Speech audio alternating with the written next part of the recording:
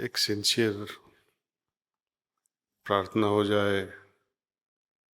यदि हमें दास्य भाव चाहिए तो वो एक ही रहेगा। रोकने वाले ही हम खुद हैं। మనకు సేవాభావం కావాలని నిజాయితీగా ప్రార్థన చేస్తే అది జరుగుతుంది. దాన్ని మనమే నిరోధిస్తాం. కొందరు అహంకారంతో నిండిపోయి తల పైకెత్తి నడుస్తారు. వారికి పతనం సంభవిస్తుంది.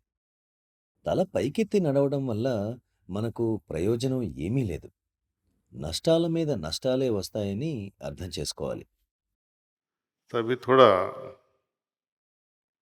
सुधर जाए, मेरी आवाज़ भी थोड़ी सॉफ्ट हो जाए।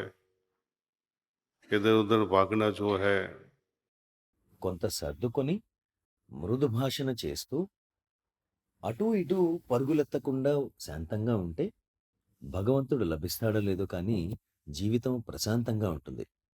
తల బెరుసుగా ఉండడం వల్ల ఏమీ లభించదు అని గ్రహించాలి. వారికి స్నేహం కూడా శత్రుత్వంగా మారుతుంది.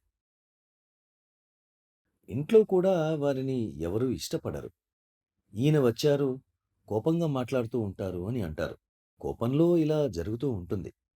అసలు కోపం ఎందుకు వస్తుంది? ఇది మీలోని అహంకారం, గర్వం ప్రతిబింబించటం వల్లే కలుగుతుంది. కోపం అగ్ని వంటిదని మనకు తెలుసు. ఇతరులను దహించి వేయడానికి ప్రయత్నిస్తాం కానీ మనమే దహించబడతాం. పడ్డవాడికేమీ కాదు. आपने गुस्सा कर दिया, वो चले गए सुन के।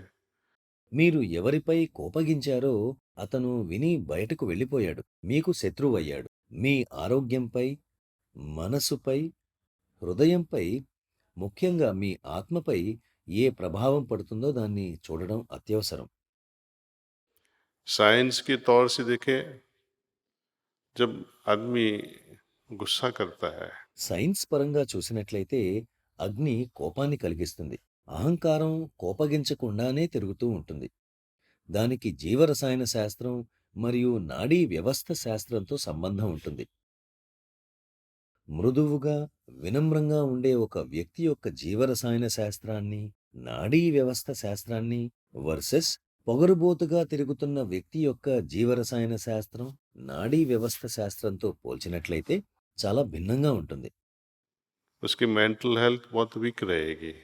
అతని మానసిక ఆరోగ్యం చెడిపోతుంది. సైన్స్ కూడా పొగరుగా తలెత్తి తిరిగేవాడికి ప్రయోజనం ఉండదు అని చెప్తుంది. భగవంతుని ముందుకు మనం శూన్యంగా మారి వెళ్లాల్సి ఉంటుంది.